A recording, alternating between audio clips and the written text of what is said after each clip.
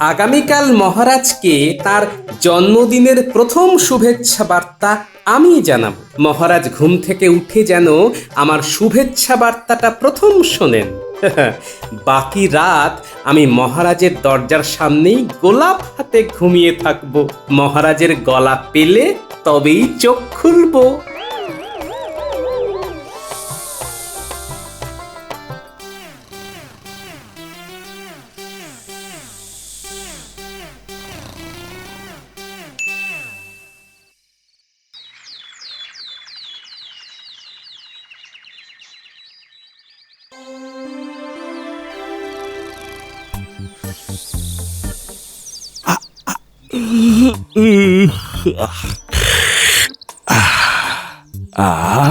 কি সুন্দর পাখির ডাক, মন একেবারে জুড়িয়ে গেল। না, এবার উঠে সকালের প্রকৃতি দেখি। কি গোপাল, দাঁড়িয়ে দাঁড়িয়ে চোখ বুজে ঘুমোচ্ছ কেন? না না মহারাজ, আমি দাঁড়িয়ে দাঁড়িয়ে ঘুমোইনি, আমি ওই চোখ বুজে দাঁড়িয়েছিলাম। তার কারণ আমি এই পুণ্য দিনটাতে আপনার মুখ দেখে আমার দিন শুরু করতে চাইছি। আমার সারাটা দিন যেন ভালো যায় মহারাজ। আজ আবার কিসের পুণ্যদিন? শুভ জন্মদিন মহারাজ। ও, আজ আমার জন্মদিন? এই দেখো, আমি জানি না আজ আমার জন্মদিন। হ্যাঁ, সবাই জানে মহারাজ যে আপনার আজ জন্মদিন। বাবা গোপাল, এত সকালে? ওই একটি উদ্দেশ্য রানীমা, মহারাজকে জন্মদিনে প্রথম শুভেচ্ছা জানানোর জন্যই এত সকালে এসেছি। তার সাথে এই সকালে আপনাকেও প্রাতঃ প্রণাম জানাই। দেখলেন মহারাজ, গোপাল আপনাকে কত ভালোবাসে। এটা ঠিক বলেছ, গোপাল আমায় খুব ভালোবাসে। মহারাজ আর আমার রানীমা, আপনারা দুজন আমার আদর্শ। এই গোটা কৃষ্ণনগরের অত্যন্ত শ্রদ্ধার। তাই আজ আমার এক কাজে দুই কাজ হয়ে গেল। এবার আমি আসি। আরে এত সকালে এসেছো, শুধু মুখে তো যেতে দেব না। আমি তো শুধু মুখে যাচ্ছি না রানীমা, আপনাদের দুজনের এত সুন্দর হাসি মুখ আর মধুর ব্যবহার মন ভরে নিয়ে যাচ্ছি। আবার তো এক্ষুনি আসবো। গোপালের সাথে কথায় পারা সম্ভব নয়। ঠিক আছে গোপাল, এখনকার মতো তুমি এসো। প্রণাম মহারাজ। প্রণাম রানীমা।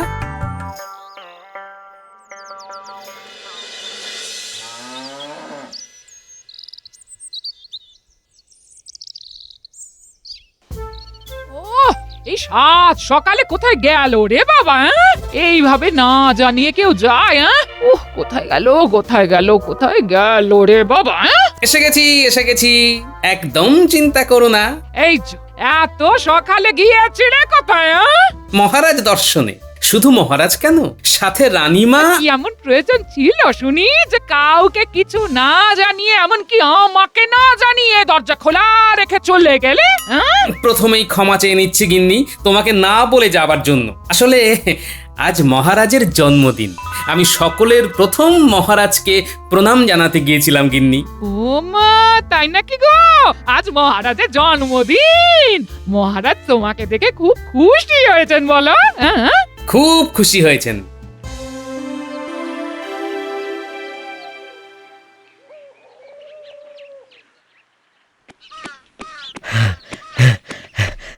মহারাজ, মহারাজ, খুব খারাপ খবর আছে। কি খারাপ খবর? গুপ্তচর মারফত খবর পেলাম, খাম্বাজ রাজ আমাদের রাজ্য আক্রমণের চেষ্টা করছে। সে কি? তুমি কি খবর দিলে প্রহরী? না, এ তো খুব খারাপ খবর। ঠিক আছে, তুমি এক কাজ করো, অনতি বিলম্বে আমার সব সভাসদদের বিশেষ অধিবেশনে ডাকো। আমি এক্ষুনি সভা শুরু করতে চাই। যথাজ্ঞা মহারাজ। কি ব্যাপার মহারাজ? প্রহরী কি খবর দিয়ে গেল? খুব খারাপ খবর আছে রানী। গুপ্তচর মারফত খবর পেয়ে প্রহরী আমাকে জানিয়ে গেল যে খাম্বাজ রাজ আমাদের রাজ্য আক্রমণ করবার পরিকল্পনা করছে। মা, এ কি অলক্ষণের খবর! এ কি বলছেন মহারাজ? আজ দিনটা এইভাবে যাবে আপনার? কিচ্ছু করার নেই রানী, আমাকে এক্ষুনি অধিবেশন ডাকতে হবে। সকালের খাবারটা খেয়ে যান মহারাজ, আপনার ফলাহার প্রস্তুত। এখন খাবার গলা দিয়ে নামবে না রানী।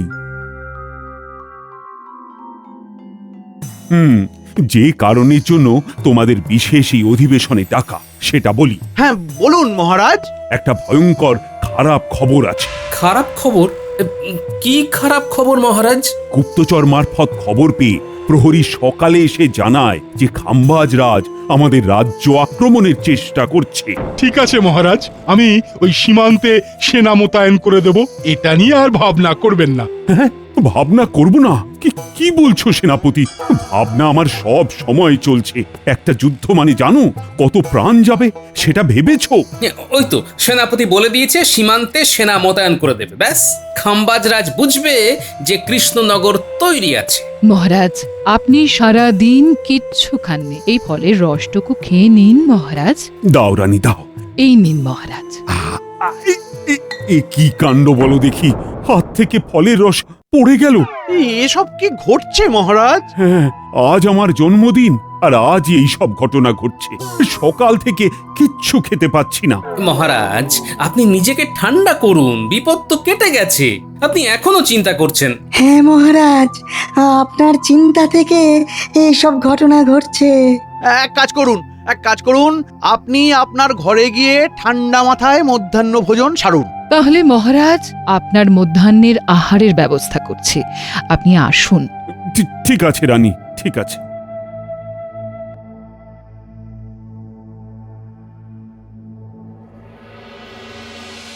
আজ তো মহারাজের জন্মদিন, মহারাজের ছকটা একটু দেখি। আজকে রাশি নক্ষত্রটা ঠিক কোন জায়গায় অবস্থান করছে। আমি একটা কবিতা লিখেছিলাম আজকের দিনটাকে মনে রেখে। মহারাজ মধ্যাহ্ন ভোজন করে আসুক, তারপর মহারাজকে শোনাবো। ঠিক আছে, মহারাজ নিশ্চিন্তে খাওয়া সেরে আসুক, তারপর না হয় শুনিও।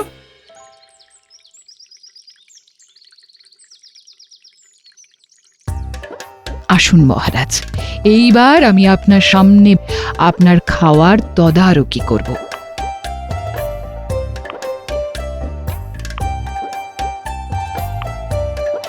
বাহ বাহ, আজ যে একেবারে এলাহি আয়োজন করেছো। হ্যাঁ, আজ তো একটা বিশেষ দিন, আপনার জন্মদিন বলে কথা। যখন ছোট ছিলাম তখন আমার মা ঠিক এইভাবে আমার জন্মদিন পালন করতেন। রানী, কত কি রান্না করেছে আমাদের পাচক। হ্যাঁ, নিন মহারাজ, এবার খাবার শুরু করুন। বাহ, পোলাওটা তো খুব ভালো রেঁধেছে, ওর বেতন আমি বাড়িয়ে দেব। কি কি মহারাজ? পোলাওয়ের মধ্যে এই দেখো লম্বা একটা চুল। ইস, কি ঘেন্না, কি ঘেন্না। ইস, খাবার নিয়ে যেতে বলো না, আর খাওয়া যাবে না। আজ আপনার সঙ্গে এসব কি ঘটছে মহারাজ? কিছুই তো বুঝতে পারছি না। বুঝলে বিজ্ঞানী, আজ সকালে ঘুম থেকে উঠেই আমি সোজা মহারাজ দর্শনে চলে এসেছি। তার আসবে না, মহারাজকে সরল সাদা পেয়ে যা খুশি করে যাচ্ছ। আর মহারাজও হয়েছেন তেমনি, খালি আস্কারা, খালি আস্কারা। কত সকালে উঠেছিলে গোপাল? শুনি, একটু শুনি। রাত থাকতেই উঠেছি, তারপর মহারাজের জন্য কিনে আনা লাল গোলাপ নিয়ে সোজা মহারাজের শোবার ঘরের বাইরে চোখ বুজে দাঁড়িয়ে। ও, তার মানে সকাল সকাল অনেক কিছু গুছিয়ে নিয়েছে। আচ্ছা, এবার আমিও দেখব আর কি কি গোপাল করে। আরে, মহারাজ এত তাড়াতাড়ি চলে এলেন। কি কি মহারাজ, এত তাড়াতাড়ি আপনার খাওয়া হয়ে গেল? আর বলো না, আজ যে আমার কপালে কি আছে সেটাই তো বুঝতে পারছি না। কি হয়েছে মহারাজ, আপনার মুখটা শুকনো কেন? আর কেন, ভাবলাম মধ্যাহ্ন ভোজনটা ঠিক করে করি। ও মা, কপালে নেই কো ঘি, ঠকঠকালে হবে কি? কেন, কি হলো? আপনি খেতে পারলেন না? না, পারলাম না। পোলাওয়ের মধ্যে থেকে একটা লম্বা চুল হাতে উঠে এলো। লম্বা চুল? এই কার হতে পারে? আমার দিকে তাকিয়ে আছেন কেন মন্ত্রী মশাই? আপনি কি ভাবছেন আমার চুল উড়ে গিয়ে মহারাজের খাবারের থালায় পড়েছে? ওই রকম কিছু ভাবিনি, কিন্তু ওই রকম কিছু একটা ঘটতেও পারে। কি বলছো, ঠিক করে বলো তো, আমি তো কিছুই বুঝতে পারছি না। মহারাজ পয়া অপয়া মানেন? পয়া অপয়া সেটা আবার কি বস্তু? কেউ কেউ এমন থাকে যে সকালে তার মুখ দেখলেই অযাত্রা। আমি অত সব বুঝি না, শুধু একটা কথাই বুঝি যে আমার এই জন্মদিনে এই রকম ঘটনা ঘটা খুব খারাপ লক্ষণ। রাজ্যতীশ, তুমি একটু গণনা করে দেখো তো এর কারণটা কি। আমার প্রাথমিক গণনায় যেটা জানা গেল যে আপনি প্রথম প্রভাতে যার মুখ দেখে উঠেছিলেন তিনি অপয়া বা অনামুখ। তাহলে বুঝতেই পারছেন এই সব ঘটনার জন্য দায়ী কে। কে? আজ আপনি ঘুম থেকে উঠে কাকে দেখেছেন? মন্ত্রীমশাই, মহারাজ আজ আমার মুখ দেখে ঘুম থেকে উঠেছেন, তাতে কি হলো? তাতে এটাই হলো যে মহারাজের জন্য তুমি পয়া নও। তোমার মুখ দেখে মহারাজ দিন শুরু করেছেন বলে আজ মহারাজের জন্মদিনে একটার পর একটা অঘটন ঘটেই চলেছে। মহারাজ, এই অনামুখ অপয়াদের রাখা তো বিপজ্জনক। রাজ্যতীষী ঠিক কথাই বলেছে। গোপালের শাস্তির প্রয়োজন। হ্যাঁ, এটা অন্যায়। এইসব পয়া অপয়া বলে কোনো কিছু হয় না। বিজ্ঞানের আড়ালেও এমন অনেক কিছু ঘটে যেটা আবার তোমার জানার বাইরে। অপয়া হলো গোপাল। হায় রে, কি কপাল! মহারাজ, তর্কের খাতিরে ধরেই নিলাম যে আমি অপয়া। আমার মুখ দেখলে দিন খারাপ যায়। তাহলে আমার গিন্নিকে ডেকে জিজ্ঞেস করুন এত দিনে তার কি কি ক্ষতি হয়েছে। না না না, গোপালকে বিনা দোষে কি করে শাস্তি দেব? কি পায়ের নিচে মাটি তুলে উঠলো কেন? মহারাজ, ভূমিকম্প। কি? এটাই বাকি ছিল। অমঙ্গল, অমঙ্গল, অমঙ্গল! মহারাজ আজ ভয়ঙ্কর অমঙ্গলের দিন। এটা কোনো অমঙ্গল মঙ্গলের বিষয়ই নয়। এটা ভূস্তর সরে যাওয়ার কারণে ঘটে। গ্রহ নক্ষত্রের বিচারে আরো খারাপ সময় আসছে। মহারাজ দেখছেন তো বিপর্যয় আসছে। আপনি এইভাবে চুপ করে বসে থাকবেন না। কি দেখি, গোপাল তো ভাবলেশহীন। গোপাল আবার মিচকি মিচকি হাসছে। গোপালের মনে যে কি আছে সেটা তো বুঝতেই পারছি না। কি গোপাল? হ্যাঁ, আরে তুমি হাসছো কেন? তুমি কি জানো যে এই বিপর্যয়ের জন্য দায়ী তুমি? আর তাই হাসছো? হ্যাঁ, সত্যি। তুমি ফিক করে হাসছো কেন? এখানে বিপর্যয়ের পর বিপর্যয় চলছে আর তুমি হাসছো। তোমার খুব মজা লাগছে, তাই না? হ্যাঁ মহারাজ, সত্যি খুব মজা লাগছে, কিন্তু কেন লাগছে সেটা এখন বলবো না। বলবে না মানে? হ্যাঁ, কেন বলবে না? বলতে তোমাকে হবেই। এই বিপর্যয়ের পরও তোমার মজা আসছে? না না, আর আমি তোমাকে সহ্য করতে পারছি না। শাস্তি দিন মহারাজ, এই বেয়াদপির শাস্তি প্রয়োজন। গোপাল, তোমাকে এর শাস্তি পেতেই হবে। জয় মা, মা মুখ তোলো, মা মুখ তোলো। আরে আমি শাস্তি নেবার জন্য প্রস্তুত। কি শাস্তি আমাকে দেবেন? ও গোপাল, তুমি কি হলে পাগল? খুলে গেল তোমার মাথার আগল? না গো সভাকবি, মাথা আমার ঠিক আছে। আমি মহারাজের কাছ থেকে শুধু শাস্তিটা কি সেটা জানতে চাইছি। ও মহারাজ, বলুন না কি শাস্তি দেবেন মহারাজ, বলুন না। তোমাকে ফাঁসি দেওয়া হবে। মা, তাই? ফাঁসি? তাই আমার মাসি নাই। ফাঁসি আমার মাসির বাড়ি, কারাগারে যাব তাড়াতাড়ি। গোপাল, তোমার মাথা ঠিক আছে তো? এখানে সবার থেকে আমার মাথা একেবারে ঠিক আছে, একেবারে ঠিক। শোকে মাথা একেবারে গেছে। না মহারাজ একেবারে আমল দেবেন না। এই সব ভুলিয়ে দিয়ে ঘেটে ঘন্ট করে দেবার জন্য করছে পাগলের অভিনয়। আরে দূর, কি যে বলেন না মন্ত্রী মশাই। আমি হাসি ফাঁসির দড়ি গলায় নেব বলে বসে আছি। আমি যা অপরাধ করেছি তাতে আমার নিজেরই এত লজ্জা হচ্ছে যে মুখ লোকাতে পারছি না। আমি বরং আপনার আড়ালে যাই। এই গোপাল কি করছো? আরে ছাড়ো, আরে ছাড়ো আমায়। এই গোপাল, আমার কাতুকুতু লাগছে। ও আরে কাতুকুতু লাগছে তো। গোপাল, থামো বলছি। এই প্রহরী, গোপালকে ধরো। ও থামো। এসো প্রহরী, তুমি নাও বন্দি করি। আহা মরি, কারাগারে গিয়ে খেলবো আমি লুকোচুরি। খেলবেন নাকি মন্ত্রী মশাই? সারাদিন খাওয়া নেই, দাওয়া নেই, তার উপরে গোপালের এই ভাঁড়ামি আমি আর নিতে পারছি না।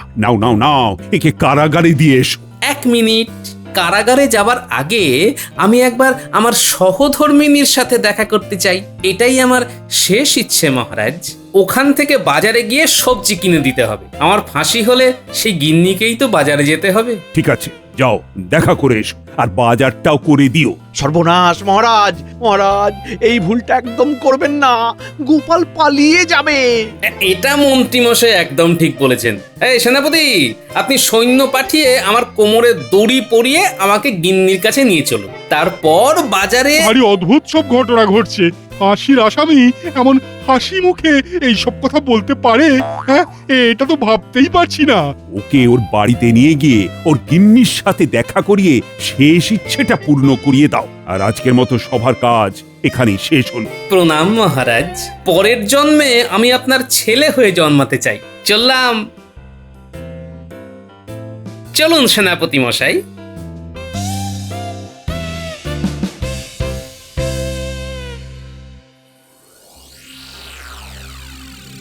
এ কি সর্বনাশ হলো গো! আরে তুমি কাঁদছো কেন?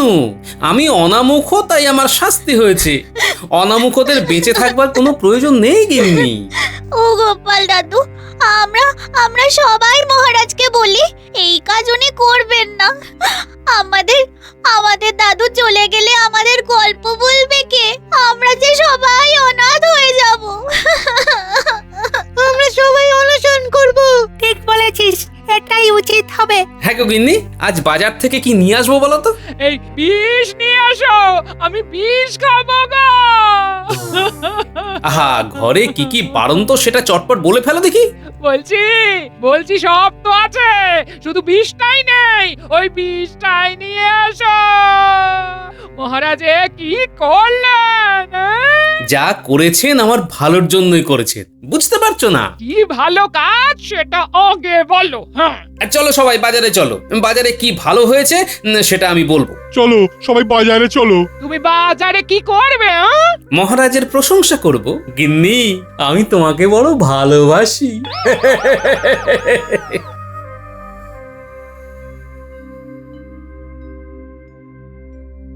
ব্যাপারটা ঠিক ধরতে পারছি না সভাকবি। সত্যি কি গোপাল পাগল? না, বোধ হয় ওর কিছু একটা উদ্দেশ্য আছে। গোপালকে আমি যত চিনি তত বোধ হয় আর কেউ চেনে না। আমাদের শেষ অবধি দেখা উচিত।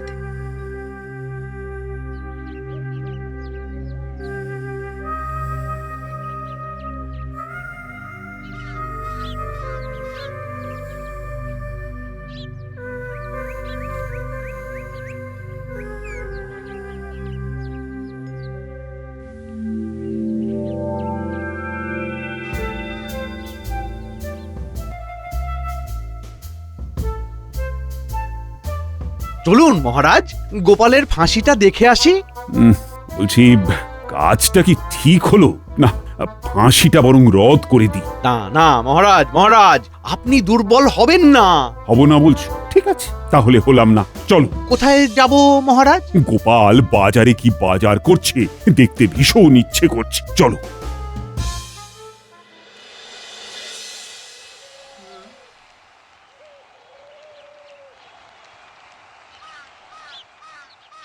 শোনো বাজারের বন্ধুরা, মহারাজ আমাকে ফাঁসি দিয়েছেন, খুব ন্যায্য ভাবেই দিয়েছেন। হ্যাঁ, আমি যা অপরাধ করেছি সেটা শাস্তিযোগ্য। গোপাল দাদা, তুমি করেছো কি? আমার অপরাধ হলো মহারাজকে সকালে প্রথম মহারাজের জন্মদিনের শুভেচ্ছা জানানো। সেটা আবার অপরাধ হলো নাকি? হলো না? অপরাধ তো হয়েছে। সকালবেলা আমার মুখ প্রথম দেখার জন্য মহারাজের জীবনে কত বিপর্যয় নেমে এসেছে। ভূমিকম্প হয়েছে, যদিও কোনো ক্ষতি হয়নি।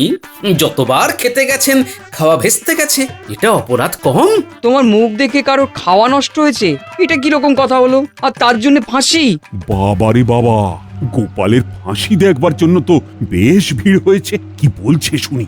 মহারাজ প্রথমে আমার মুখ দেখে এত বিপর্যয়ের মধ্যে পড়লো, এর কোনো বিচার হবে না? গোপাল দাদু, তুমি কার মুখ প্রথম দেখেছিলে? সে আমি পরে বলবো, বলতে তো হবেই। মহারাজ এটা কি বলল গোপাল?